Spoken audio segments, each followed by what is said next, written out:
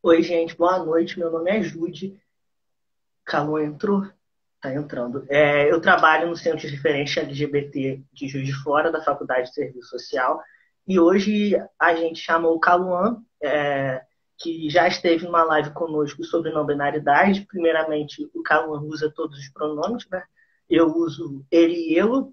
É, e a gente está aqui para falar sobre a sexualidade e o que eu queria propor nessa live é que a gente consiga fazer uma discussão sobre a sexualidade, sobre sexualidade, perdão, que inclua a sexualidade de fato, já que isso é complicado, né? A gente não se vê sendo discutido. Só um momento que a gente está com problema de conexão.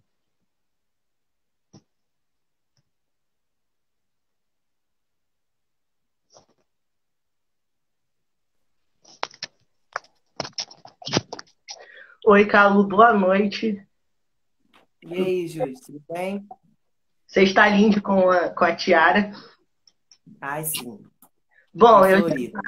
já me apresentei aqui, né? Antes de você apresentar, vou falar aqui o que eu já falei antes, né? Que a gente já comentou também, que a proposta da nossa live é para que a gente possa fazer uma discussão sobre sexualidade e afetividade, de fato, né? Incluindo a sexualidade. Falei sobre os nossos pronomes, que eu acho importante. Pedir para você se apresentar, por favor. Sim. Bom, eu sou Caluan. O que que eu tenho nada pra falar de mim? Eu sou Caluan, eu tenho um canal no YouTube chamado Cadê o Amor? A gente tá no Instagram também como campanha Cadê o Amor? E eu falo sobre transgeneridade, eu sou uma pessoa trans não binária. Eu falo um pouco sobre a sexualidade no meu canal, mas eu sou também uma pessoa dentro do espectro assexual, né? E a gente debate o tempo todo no meu canal sobre questões de gênero e sexualidade. E hoje estou aqui a convite de Jude, da galera do Ser, para falar um pouco sobre esse tema. Então, eu queria começar, né, primeiro, não sei se já é uma informação clara para todo mundo, né, mas para quem está assistindo, a sexualidade ela é composta de vários espectros, a gente não pode definir simplesmente em não ter atração sexual, porque isso é muito relativo, né? E aí eu queria que você falasse um pouco, Caluan, da sua experiência, né, do espectro, mais ou menos, né, como você se identifica, como você vê que a sociedade lida com isso. Sim, isso que você falou é muito importante. Para quem chega assim de paraquedas, não faz ideia do que é a sexualidade, é importante a gente explicar que a sexualidade é um espectro, um guarda-chuva. Então, há várias formas de a sexualidade, né? Existe, assim como existe várias formas de se existir enquanto pessoa trans, por exemplo, né? Que é o nosso caso. E uma pessoa assexual, ela pode ser heteroromântica, homorromântica, birromântica, panromântica, aromântica, né? Que também é a pessoa que não sente atração romântica.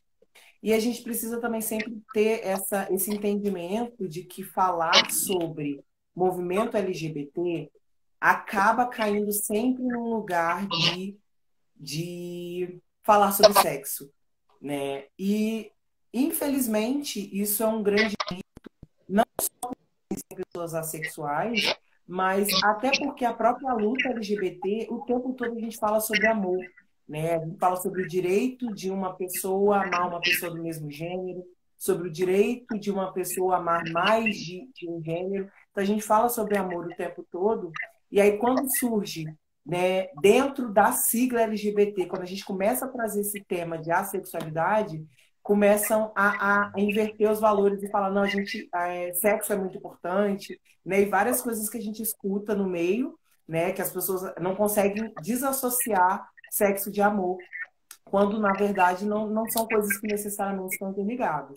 Eu, no caso, eu me identifico como greia sexual, parte, a gente chegou até a conversar sobre isso antes, né, Judy? Que eu tenho toda uma característica de atração sexual que ela varia muito e geralmente não é em relação a pessoas que eu me atraio romanticamente, né? E o que é quase que o oposto do demissexual, né? Que o demissexual ele só se atrai quando tem um grande vínculo afetivo. né? E o meu caso quando eu tenho um grande vínculo afetivo, dificilmente eu tenho atração sexual. É raro, né?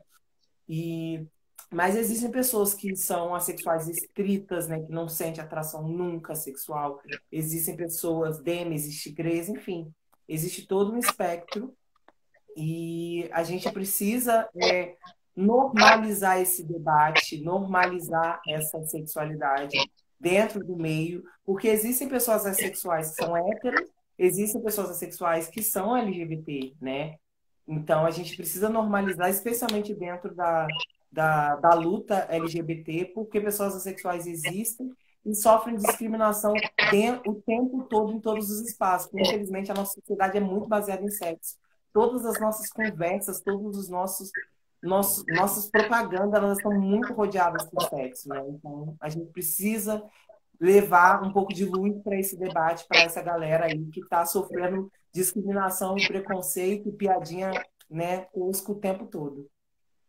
Você falando sobre isso, né, eu acho interessante, então, a gente falar sobre a mídia, né, também considerando que você é especialista em produção cultural e tudo mais, sobre essa questão de na mídia, os relacionamentos, o sexo é posto como um dos fatores principais, né? E outra coisa que eu separei também aqui, que eu achei interessante, é sobre também como muitos filmes reproduzem o sexo não só como um fator principal de um relacionamento amoroso, mas como principal da vida, né? Eu acho que um exemplo que eu separei aqui que é bem autoexplicativo é o American Pie, né? Que é o clássico besterol americano que fala sobre a necessidade, né, entre muitas aspas, que tem-se de mostrar o sexo como uma coisa obrigatória, vamos dizer assim.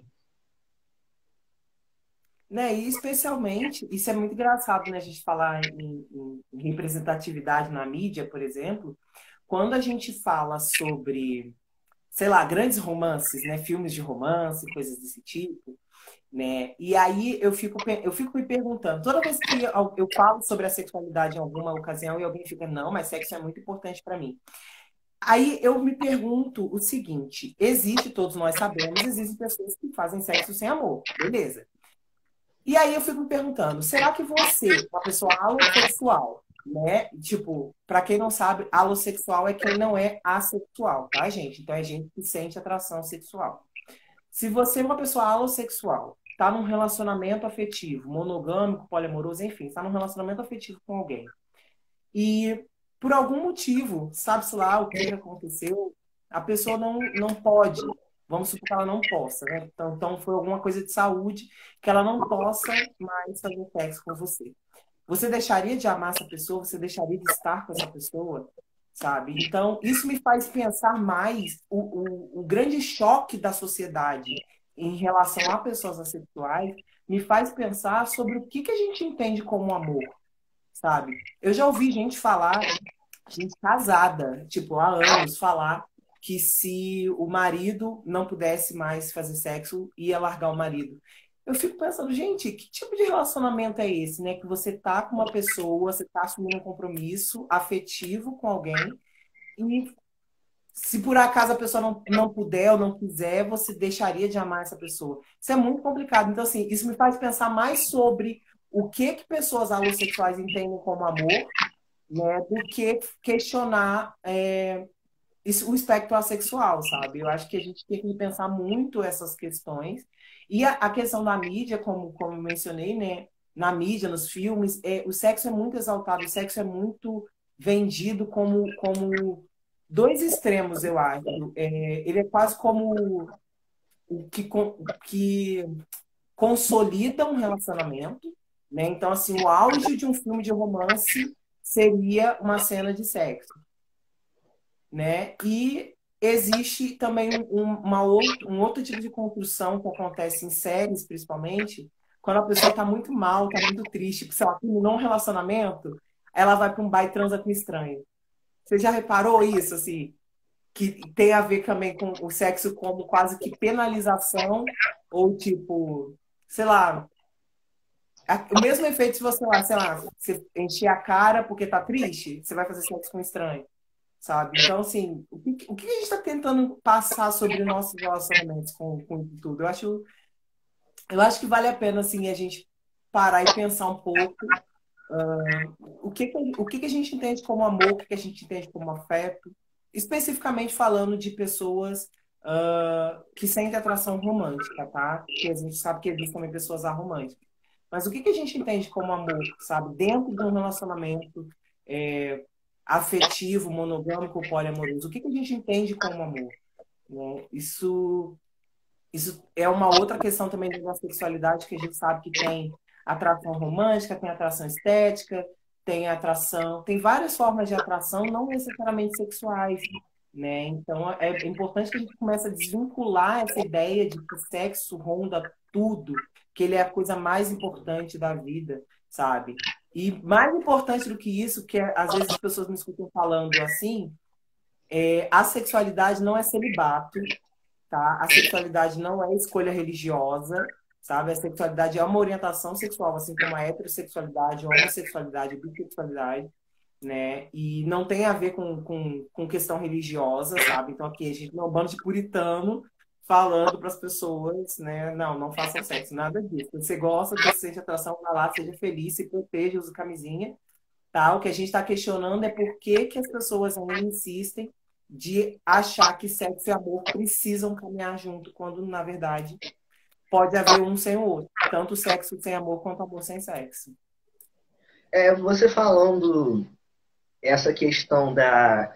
Você deu o exemplo, né, de, por exemplo, você está num casamento e aí a pessoa se questionar, né, se por algum motivo parceiro não pudesse continuar tendo relações sexuais, se manteria.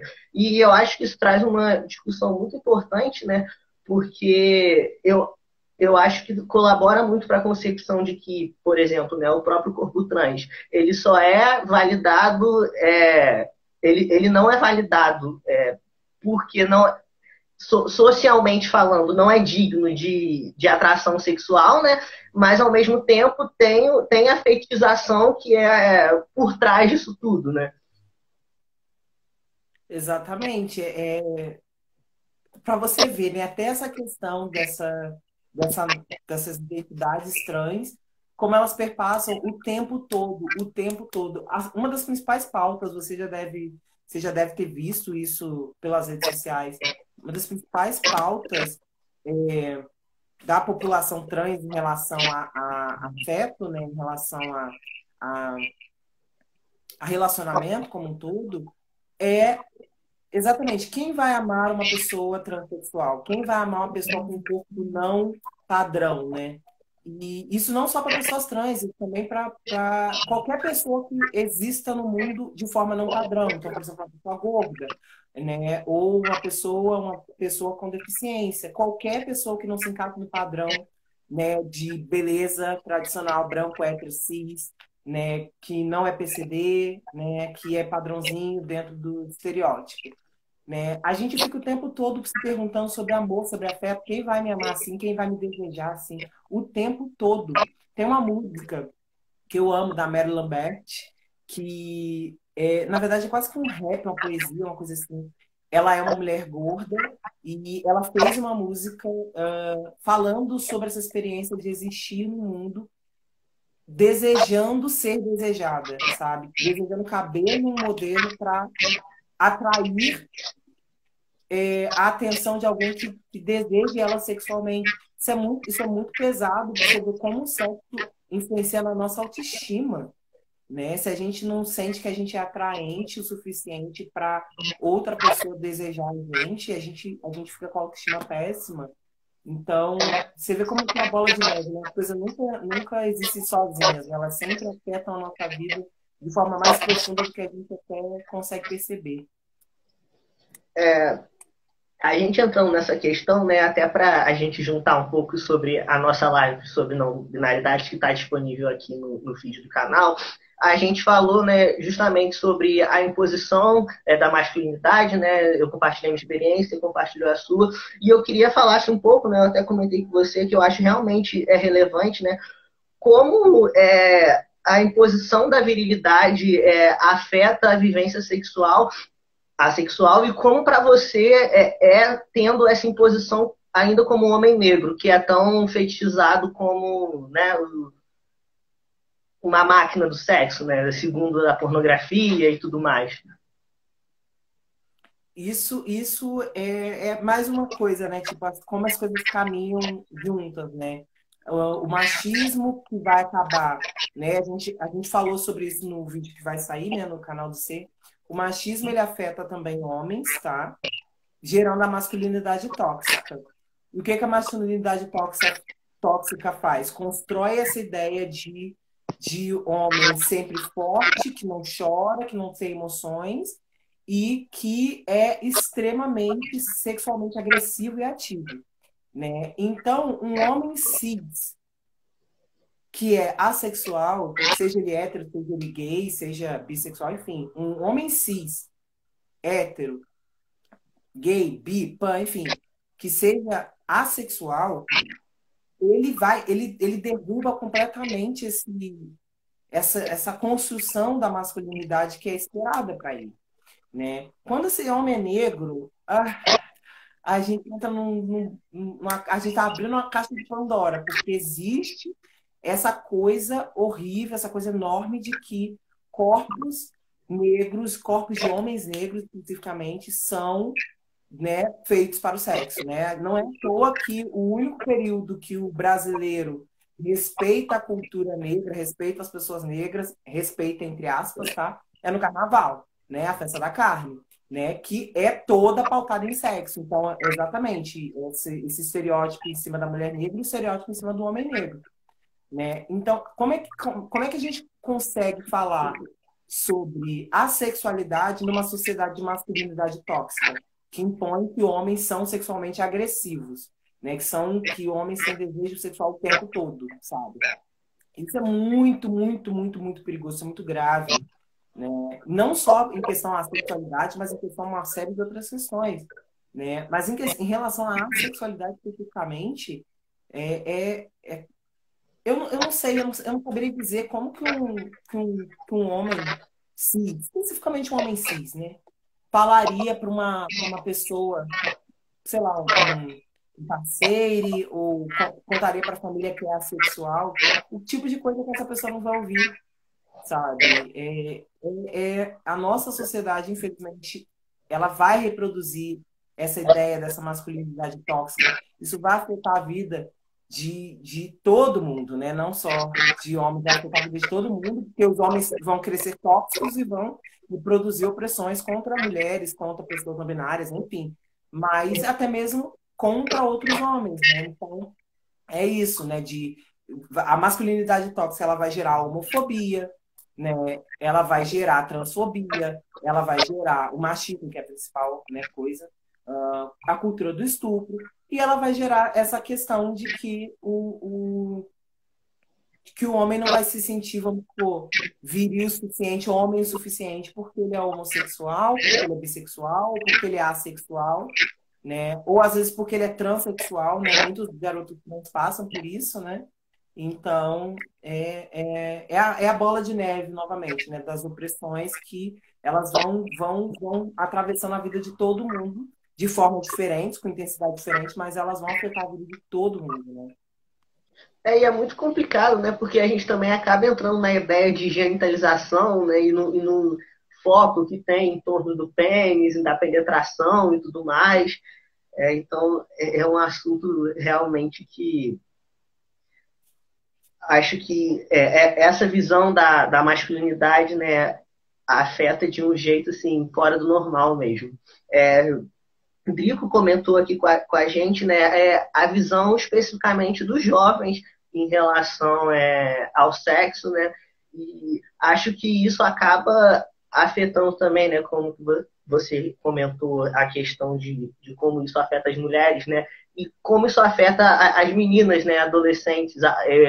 Percebo que existe uma pressão, né, os meninos têm essa coisa de não, eu quero, existe uma. E muitas vezes também por parte de homens mais velhos, né? Usar o sexo como forma de mostrar para essa menina que dessa maneira ela vai alcançar a maturidade. Gente, isso é uma caixa de Pandora, é muito grave. E essa hipersexualização das coisas, né? Você vê como ela é grave.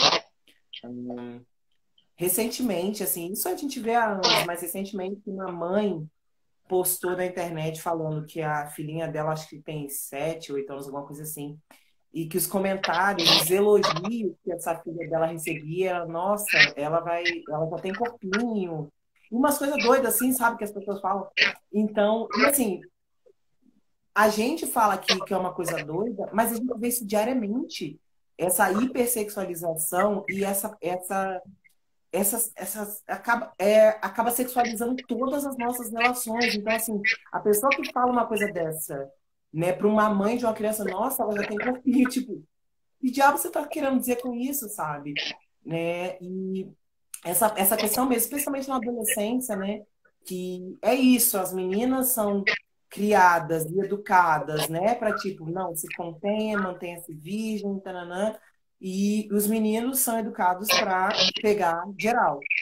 E fica essa pressão de que os relacionamentos vão ser construídos a partir disso, né? Não, se você quer ficar com o garoto, você quer manter um relacionamento com ele, mas ele quer transar com você e você não quer. Ele vai terminar com você e você não vai se sentir culpada, né? Então, assim, a gente constrói uma visão muito doentia, muito perversa em cima do que o sexo significa, né? Ao invés de simplesmente ser, né? Mais uma coisa, se você quiser, vai, se você não quiser, você não vai. Uma das outras questões é a gente lutar tanto pela educação sexual nas escolas, né? Porque a sociedade que a gente vive é muito tóxica em relação a isso, né? As pessoas ainda não conseguem entender esse caso aí do time de futebol que contratou o estuprador, né? As pessoas não conseguem entender que estupro e sexo não são a mesma coisa. As pessoas não conseguem entender isso. As pessoas ainda não conseguem levar a sério que um homem adulto de 25 anos namorando uma menina de 14 anos é pedofilia. As pessoas não conseguem entender isso.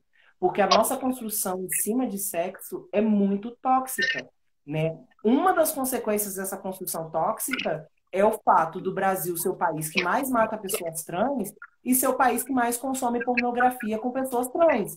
Então, assim, olha como é que tá ligado os índices de toxicidade, né?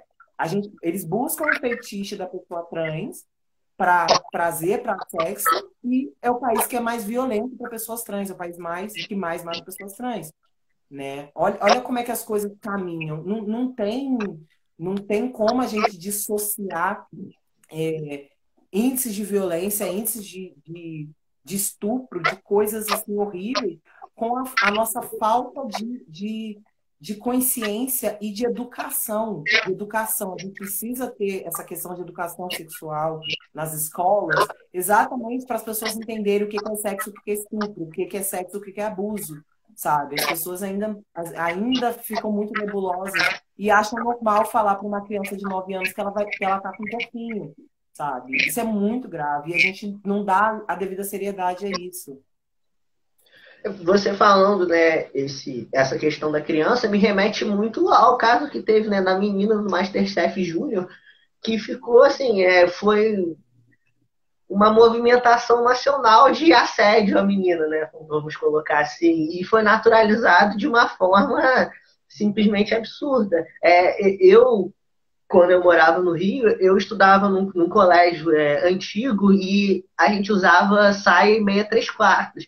E assim, o nível de assédio, tipo, para uma pessoa, né, lida como uma menina, né, tipo, não importasse a idade, sabe? Era desde das pequenininhas até as mais velhas, um assédio, assim, absurdo, absurdo mesmo. É, e a questão do estupro que você comentou me recorda muito a situação do Cristiano Ronaldo, que ele, inclusive, admitiu, né? Ele falou assim, não, ela me disse não, mas eu não estuprei. Ele disse exatamente isso. É o que eu falo, é muito difícil. Assim, eu realmente eu não tenho muito estômago, muita paciência, sabe, com esses debates, porque para mim é muito claro, né, que infelizmente as pessoas ainda acham banal, sabe? Quando é isso, você vê o estuprador numa entrevista falar, infelizmente, é o movimento feminista. E você vê gente falando, para que você precisa do feminismo? Tipo, sabe? Por que será? Porque é isso, é gente famosa estuprando os outros, tá tudo bem, sabe, deixa passar. Porque ela disse sim antes, depois disse não, gente, ela disse não, não interessa a hora que foi, sabe? E sempre tem argumento. É muito difícil, sempre tem argumento. É a criança de fralda sendo estuprada, tipo, onde é que estava a mãe? Primeira coisa que perguntam, né? A mulher de burca sendo estuprada, a mulher de biquíni sendo estuprada, tá todo mundo sendo estuprado, tipo, de alguma forma eles dão um jeito de culpar a vítima, né? Então, uma outra questão aí que só faz a gente ficar mais enfurecido, assim, porque isso só me irrita, sabe? Real, porque a gente ainda está na fase da gente ter que ficar provando que a vítima é vítima, né? Esses dias teve uma situação, isso não tem a ver com estupro nem nada, foi uma situação sobre racismo.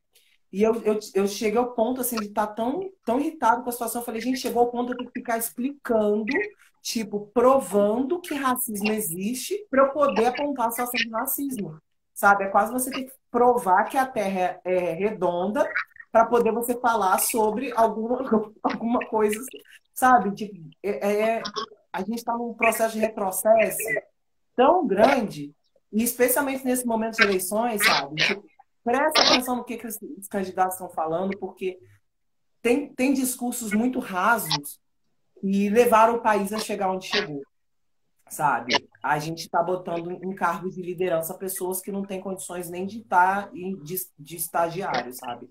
Então, assim, a gente tem que ficar atento nesses discursos, quem está falando, apoiando quem falando o quê, sabe? Especialmente em relação a direito das mulheres e direito da população LGBT. E essa pauta da cultura do estupro, ela é a principal pauta que une os dois movimentos, né? Que é o movimento feminista e o movimento LGBT. Então a gente precisa ficar atento a esse tipo de situação, né? A esse tipo de discussão, porque isso é muito importante. Né? Pode parecer tipo distante e tal, mas a estatística, gente, é uma a cada 5 crianças. Uma a cada 5 crianças está sendo estuprada. Uma a cada 5, não é a cada 5.000, a cada 5 milhões, é uma a cada 5. Né? Então, assim, é um número muito alarmante para a gente banalizar esse debate. E a gente foi falar sobre estupro, né? A gente está falando de assexualidade. Vocês verem como é que rende. E é o que eu estava comentando também com amigos assexuais, né? É um assunto muito pouco debatido, e igual a gente teve a questão da não binariedade, né? Na nossa live a gente falou sobre um bando de coisa e coisas que não foram nunca faladas, né? Então eu acho muito importante, né? Para mim, como uma pessoa que também é sexual, ouvir você falando, e para todo mundo que está assistindo aqui a gente. E aí eu queria entrar, né, no assunto assim, no miolo, que é a afetividade, né? Que a gente entra num campo muito complicado, né? Porque eu queria que a gente falasse um pouco sobre essa vivência assexual dentro da transexualidade, né? E como que a afetividade, como que você se sente, né? O que você tem a dizer para a gente. Até, né, na nossa conversa, você estava dizendo, né, quando estava eu, você e Cid, sobre o nome, né, do Cadê o Amor, que era uma pergunta, né, que você não sabia onde estava, né? E cada vez mais que a gente tem, né, essas minorias inseridas, parece que vai se tornando um saldo ainda mais negativo, né? Quando você acha que não pode piorar, tem o buraco ainda mais embaixo. Não, pois é. A gente fala muito sobre interseccionalidade, não é intersexualidade, isso é outra coisa. Interseccionalidade exatamente por causa disso, esses recortes, né? Quanto mais parte de grupos oprimidos você faz, mais você vai se lascar na sociedade, infelizmente, né? Então, no meu caso, né, eu sou uma pessoa trans, não binária, negra, e assexual. né? Então, você imagina o início de uma conversa, né, com potencial relacionamento, né, uma pessoa, um crush, sei lá, e é muita coisa para você explicar, sabe? Especialmente se a pessoa não é trans, se a pessoa não é negra, se a pessoa não é assexual, né? Então, vamos supor que eu me interesse, sei lá, por uma mulher cis, branca, alossexual. Olha a quantidade de explicação que eu vou ter que dar, né? Então, eu sou assexual, eu sou trans, né? Tem algumas pautas sobre negritude, né? Tipo, não põe a mão no meu cabelo. Tem muita coisa para ser explicada. Então, para mim, especificamente, eu conheço algumas pessoas assexuais que namoram, que têm relacionamentos românticos e tal. Eu, particularmente, sei lá, eu acho que eu não tenho mais paciência para explicar. Então, eu tô nessa vibe de relacionamento afrocentrado, transcentrado, sabe? Porque eu acho que dentro da nossa luta, não que eu seja contra, tá? Só para deixar claro que qualquer forma de relacionamento entre duas pessoas adultas e coniventes, para mim é válido, mas ou duas ou mais, né? Porque existe poliamor, existe outras formas de relacionamento que não monogâmicos. Mas em relação ao afeto, eu acho que para mim é muito custoso ter que me explicar o tempo todo, sabe? Então, eu sei lá, eu tô numa vibe mais, fica na minha, sabe? Me deixa quieta aqui, porque realmente. E não que assim, não que não existe essa questão da didática, porque eu acho importante a gente falar, eu acho importante discutir, explicar as coisas, né? Tanto que eu tenho um canal exatamente para falar sobre essas pautas, para explicar essas pautas. Mas eu acho que no dia a dia, né? Tipo, um relacionamento, você está com um relacionamento com a pessoa que supostamente é para estar ali te apoiando, né? Te dando esse suporte, né? Te dando, fazendo essa troca mesmo, sabe? E aí eu vou ter que explicar o que é a sexualidade, o que é frequência afetiva, por que tal coisa que ela está falando não é bacana. Eu não me sinto num lugar de estar num relacionamento e ter que educar a pessoa também, sabe? Então, eu particularmente, agora, nesse momento da minha vida, eu tô com 28 anos, eu não tenho paciência para esse tipo de relacionamento, né? Mas os relacionamentos que eu já tive foram todos com pessoas alossexuais. ah, e é por isso que eu cheguei nesse ponto. Não que seja um problema, mas porque não é fácil, né? Você ter que explicar para a pessoa que não é bem assim que funciona para você, sabe? Então, para mim, agora, nesse momento da minha vida, eu não tenho mais paciência para esse tipo de relacionamento, não. Não vou dizer nunca, né? Que, não, nunca terei. Não, vai que me apaixono por uma pessoa homossexual, né? E funcione. Vai ser ótimo. Mas eu acho que é um dos pontos que ainda dificulta mais ainda, né? Pessoas assexuais. É isso, né? De ter que se explicar, ter que toda vez. Eu acho que vai chegando ao ponto da pessoa trans, que todo lugar que você chega, que você não retificou os documentos, todo lugar que você chega, você tem que mostrar a identidade e explicar para a pessoa que não é aquele nome, sabe? Isso cansa, né? Tipo, todo dia, toda hora, onde você vai ter que ficar se explicando? Tipo, pô, imagina se dentro de um relacionamento, dentro de um casal, não. Eu não tenho paciência, não, assim. Conheço muita gente que faz, que funciona, que tá em relacionamento que funciona, eu acho ótimo. Mas agora eu tô num tempo que tô de boa. E a gente acaba entrando numa questão também do risco de violência, né? Não só no relacionamento amoroso, né? Mas qualquer relacionamento à nossa volta. E mesmo que seja uma pessoa com a melhor das intenções, né? Que já é meio difícil, tem essa estrutura, né? Que, querendo ou não, está acima da gente, né? Então, acaba atingindo de uma forma. E eu concordo, né, com você, eu acho que é muito desgastante ter que explicar a existência o tempo todo, né? Por exemplo, o que a gente está fazendo aqui é uma coisa formal, né? É uma coisa assim, com esse objetivo em específico. Mas quando a gente deixa isso entrar na nossa vida, né? Eu tenho essa percepção também que tira um pouco da nossa paz. Porque às vezes você só quer existir, né? Ficar, né, de boa e tudo mais. Exatamente. E tá tudo bem, sabe? Tipo, a pessoa que só queria existir. Eu fiz um vídeo no meu canal um tempo atrás que chamava Como o Racismo Afeta o Meu Afeto.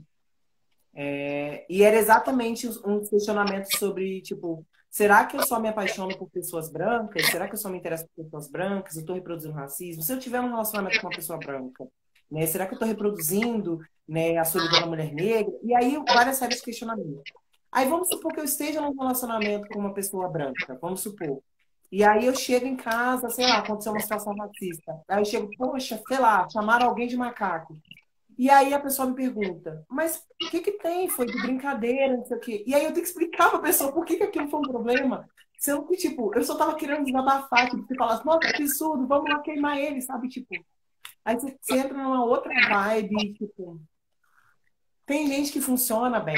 Eu já fiz isso em relacionamentos passados, mas hoje eu não gostaria, sabe? Eu acho que a gente vai chegando num ponto da nossa luta, que exatamente quando eu estou em casa, quando eu estou com amigos, quando eu estou com parceiros, né, alguma coisa assim, eu só quero existir. Não necessariamente eu quero estar militando o tempo todo, né? Eu só quero sentar e conversar sobre, nossa, que coisa racista, que coisa transfóbica. A pessoa falou, é mesmo, nossa, vamos denunciar isso na internet. Olha que relacionamento saudável, que bacana, né? Se poder em protesto junto, poder queimar racista junto, seria ótimo. Não eu tenho que ficar explicando para a pessoa por que que é racismo, por que que é transfobia, sabe? Para mim, isso não funciona agora, né? Pode ter que no futuro, quem sabe. Sei. E uma coisa que a gente estava conversando com o Sidney, né, é a importância, né, desses debates entre a gente, né, que eu sinto que, por exemplo, sempre que a gente debate sobre não binariedade, são coisas assim muito esclarecedoras, né, porque a gente consegue é, alinhar os nossos pensamentos, né, o que a gente sente, botar as nossas vivências ali e ver que não é uma coisa assim fora do normal, né? E o que aquilo que a gente está sentindo realmente acontece. Eu acho que principalmente quanto mais invisibilizada é a questão, rola muito isso, que é você sofrer uma discriminação e você ficar, ai meu Deus, mas será que está acontecendo? Mas será que é verdade? Será que não é coisa da minha cabeça?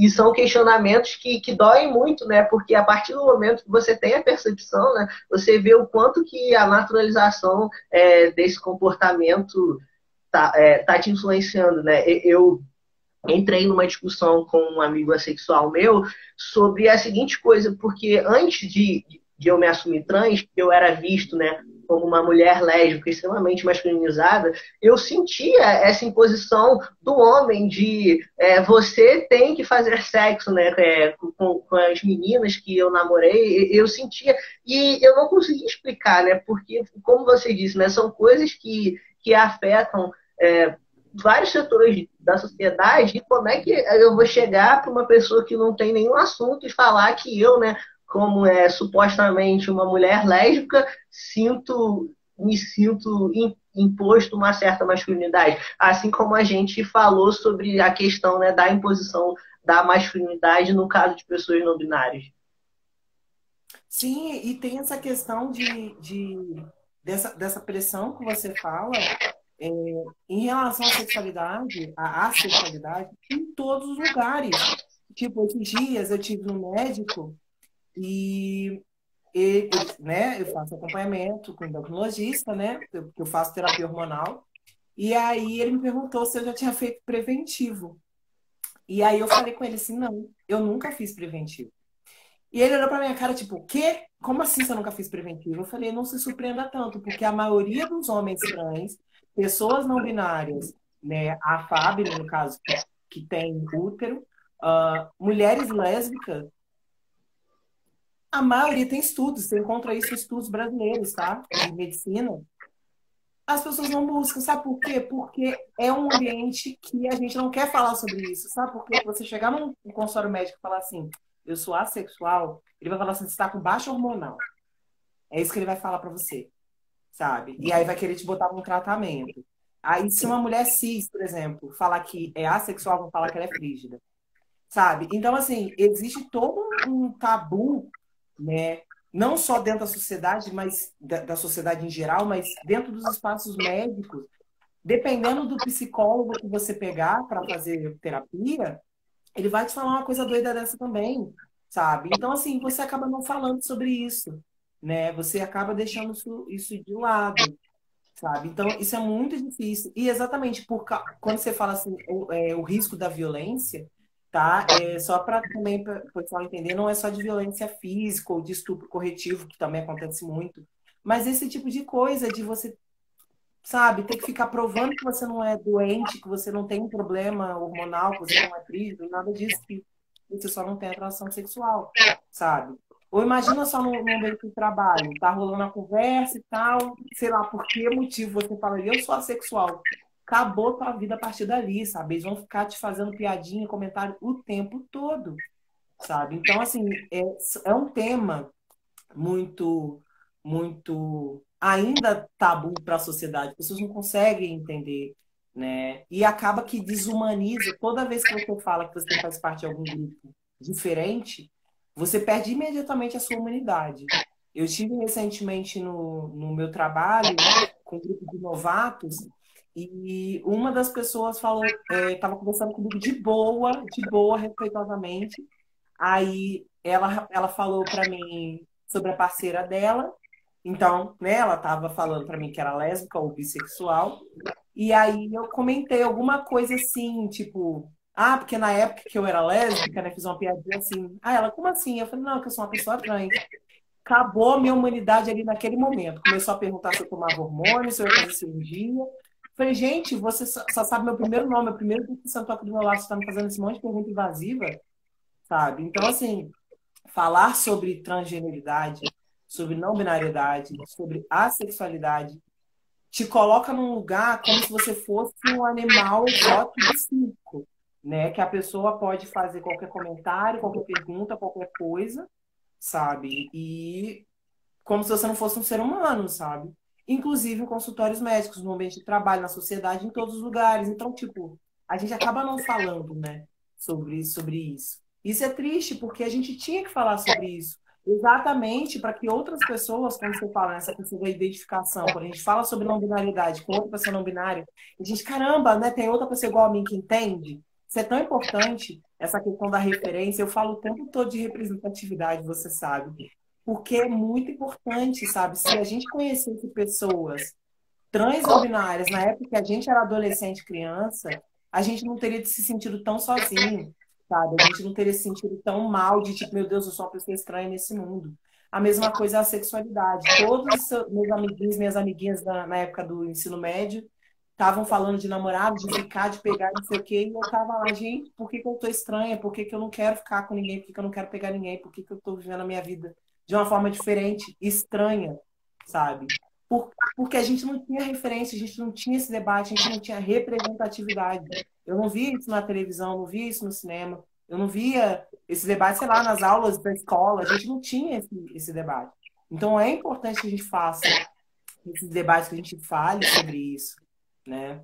Porque, infelizmente, tem muita gente ainda que está no armário, né, não podendo falar sobre isso exatamente para se proteger das violências que a gente sabe que a sociedade vai fazer.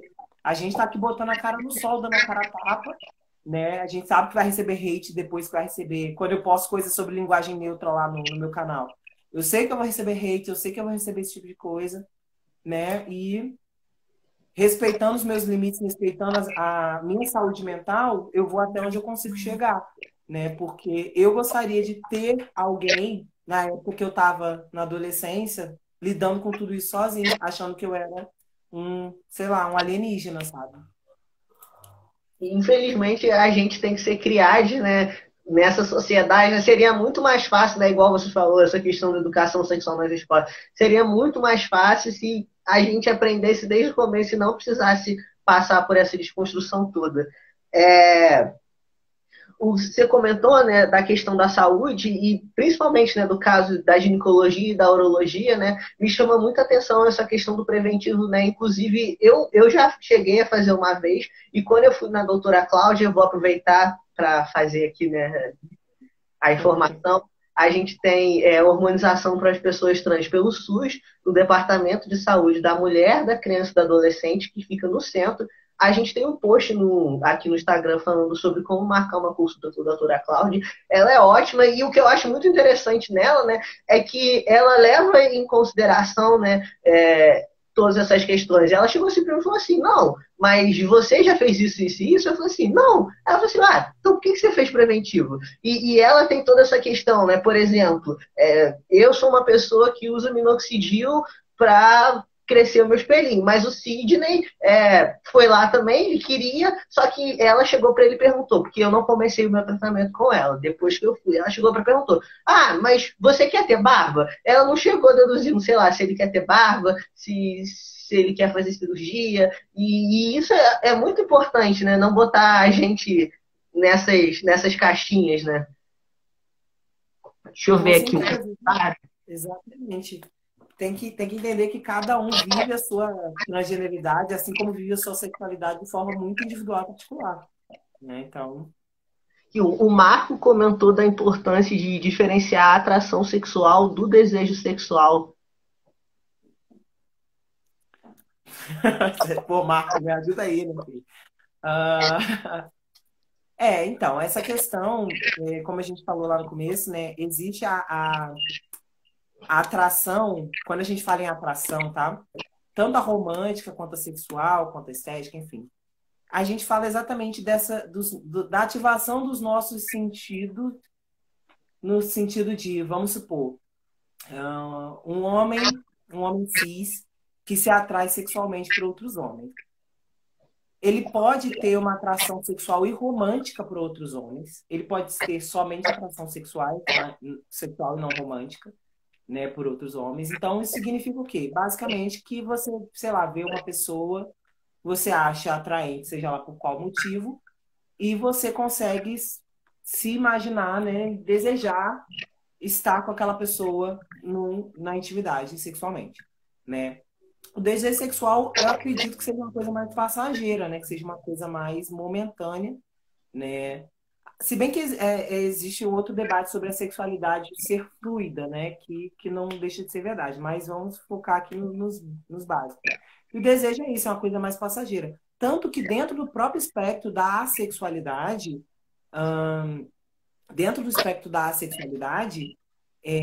não, lá no começo a gente falou, não existe só pessoas assexuais escritas que nunca querem, que nunca... Não é isso. Existem pessoas gays assexuais, por exemplo, que sentem atração em situações mais raras, né? E as pessoas demissexuais, e existem outros, tá? Esses são só os mais conhecidos, mas existem outros. Que podem sentir em algum momento desejo sexual, né? Então, não significa que, tipo, vou entrar num relacionamento com uma pessoa assexual, sei lá, sexual, nunca vai ter um relacionamento sexual. Não necessariamente. Pode ter que ela sinta, eventualmente, desejo. Isso é muito individual, tá? Então, pode ser que você tenha um relacionamento com uma pessoa assexual e tenha relações sexuais regulares, sabe? Que pode ser que para essa pessoa seja indiferente. Né? Não que ela não quer de jeito nenhum. Pode ser que ela dane, pode ser, tá de boa. Pode ser que ela não queira de jeito nenhum. Né? Então é muito importante entender que a sexualidade ela é um espectro. Cada um vive, né, de forma diferente.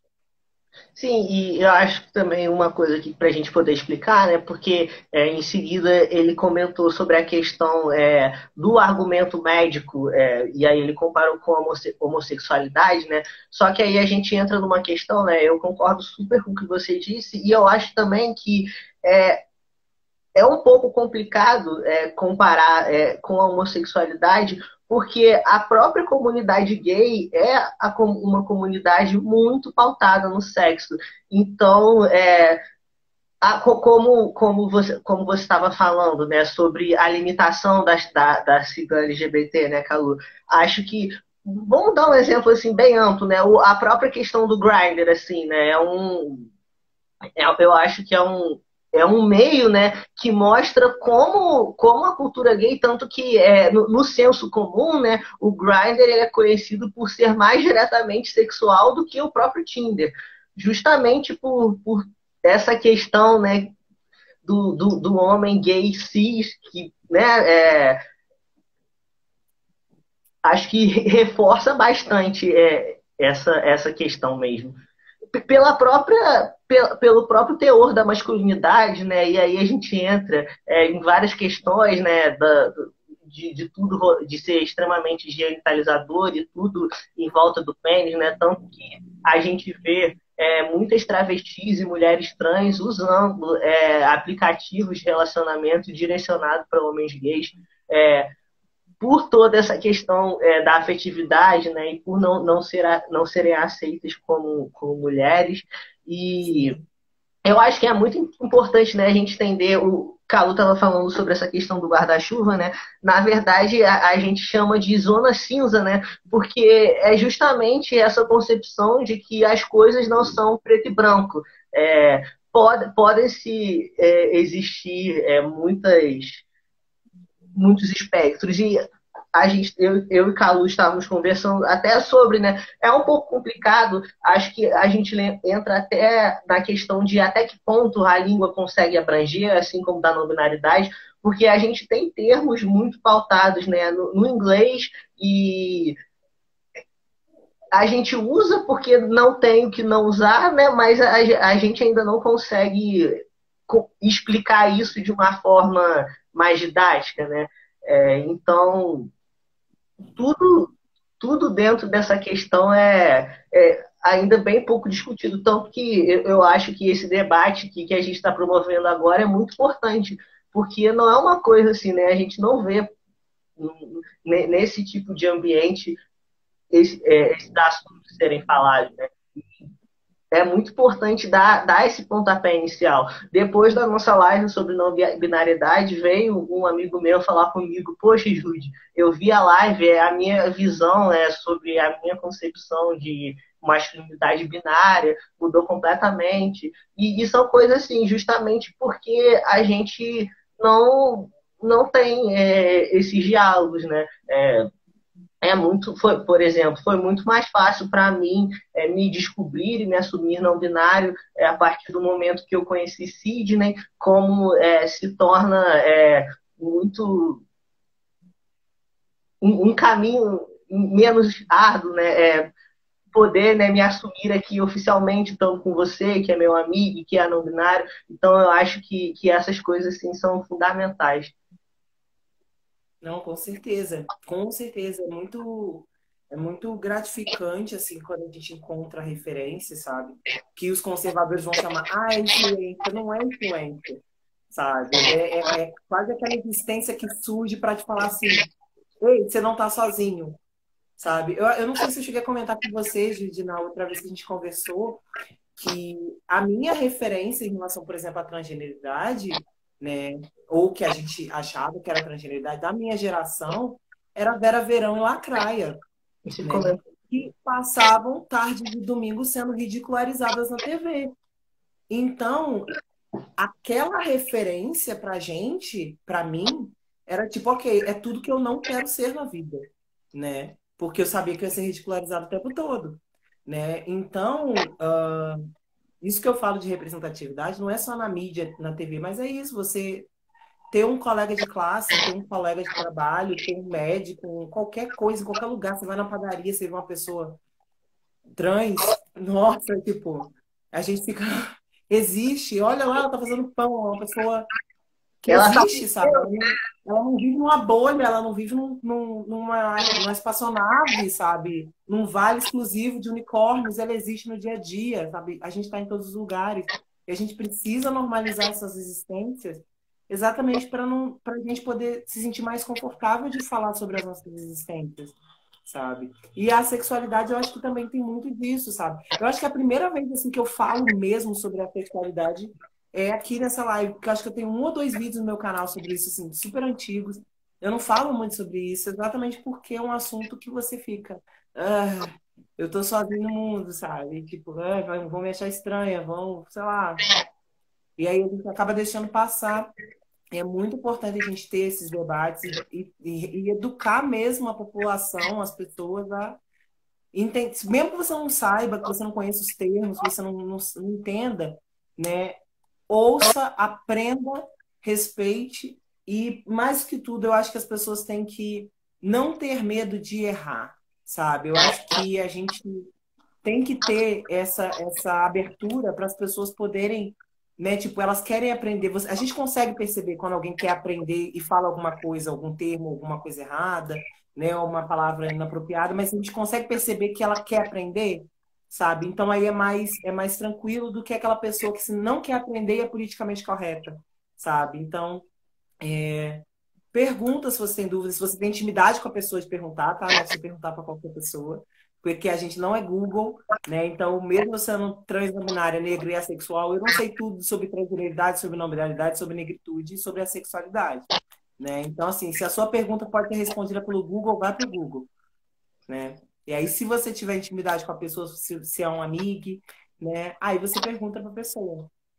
Mas, assim, não tenho medo de errar, porque a gente tem que aprender. A gente tem que aprender sobre as diferenças, sobre as múltiplas possibilidades de existir nesse mundo e respeitar todas elas. Eu concordo super, né? É quando eu vejo, né, pessoas cis, né, eu estou disposta a fazer, como a gente estava falando, de ensinamento, né, amigas minhas e até próprios profissionais, minha psicóloga e tudo mais. E existe, né, muito até mesmo sei lá, com uma pessoa da família que vai se esforçar e que vai errar o pronome, né? E acho que é muito importante falar isso, que a gente tem, né, essa consciência do que está sendo feito para ser ferido, né? O próprio, sei lá, quando alguém te chama pelo nome de registro porque te confundiu ou quando alguém te chama porque quer, né, te machucar. E fico muito feliz, né, de a gente ter podido proporcionar esse debate. Eu também nunca tive um debate mais específico sobre a sexualidade, né? Como eu te disse, que agora assim que eu estou me assumindo de fato, fiquei muito satisfeito de saber também que você está dentro do espectro e de poder trazer você aqui. Eu acho que você coloca pautas muito relevantes e eu acho muito importante também a gente fazer essa interseccionalização. A gente está chegando ao final da live. Queria pedir para você se despedir, para o Instagram não cortar a gente e agradecer muito pela sua presença. Eu que agradeço o convite. E aí, para o pessoal que está assistindo, se alguém tiver dúvida, manda nos comentários, depois manda para o pessoal do Ser, que quem sabe, né, a gente faz outras lives, outros vídeos, outros conteúdos sobre essa pauta. A gente pode criar um grupo de pessoas assexuais também, né? Tudo, essa organização é muito importante. Então, Calu, boa noite. Obrigado, gente, pela presença. Tenha uma boa semana.